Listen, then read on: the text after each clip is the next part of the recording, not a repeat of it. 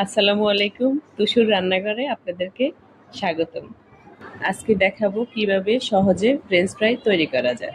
আলুগুলো কেটে নিয়ে মশলা দিয়ে ম্যারিনেট করে রেখে দিলাম। প্রথমে ফ্রাই প্যান নিলাম, ফ্রাই প্যানে তেল দিয়ে দিলাম। তেল গরম হওয়ার পরে আলুগুলো ডুবন্ত তেলে ছেড়ে দিলাম।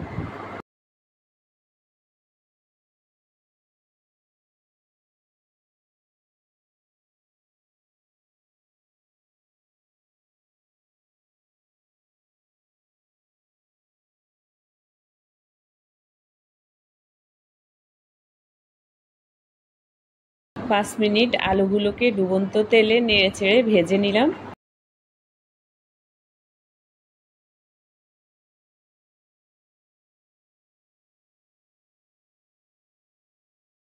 মাশাআল্লাহ, খুব সুন্দর কালার আসছে। এখন একটা প্লেটে টিস্যু দিয়ে উঠিয়ে রেখে দেব। একটা বাটিতে পরিমাণ মতো সস নিয়ে নিলাম। একটা প্লেটে সুন্দরভাবে পরিবেশন করে নিলাম। এই রেসিপিতে সিক্রেট একটা উপাদান ব্যবহার করেছি, জানতে চাইলে অবশ্যই কমেন্ট করে জানাবেন।